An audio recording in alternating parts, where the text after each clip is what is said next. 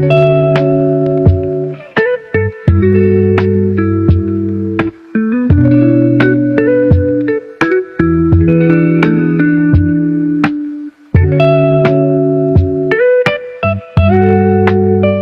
বন্ধুরা, আজকে নিয়ে আসছি আপনাদের মাঝে মালয়েশিয়া অসাধারণ একটা জায়গা, যেখানে দোকানের ভিতরে কাস্টমাররা নিজের হাতে চিংড়ি মাছ ধরে।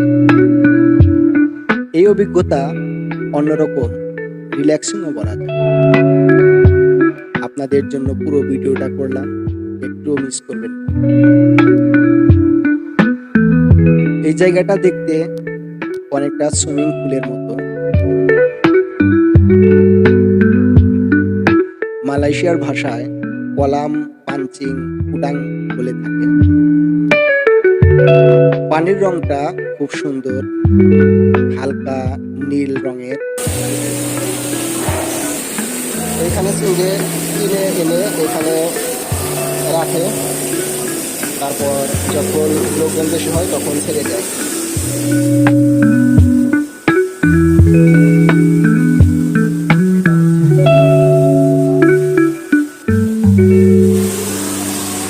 পানি নীল কালার রাখার কারণ হচ্ছে যদি সাদা কালার রাখে তাহলে তো মাছ দেখা যাবে, সেই জন্য নীল কালার রাখছে যাতে করে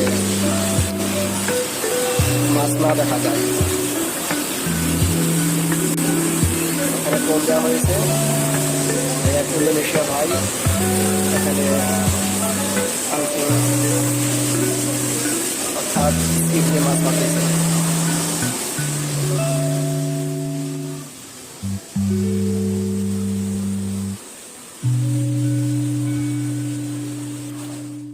এক ঘন্টায় মাছ ধরতে এখানে লাগে মালাই রিঙ্গিত 18 টাকা।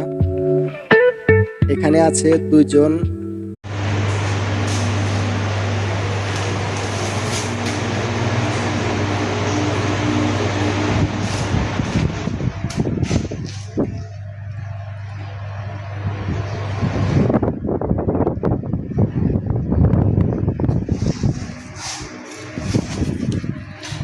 এখানে হচ্ছে পানি চলে গেছে ওইখানে।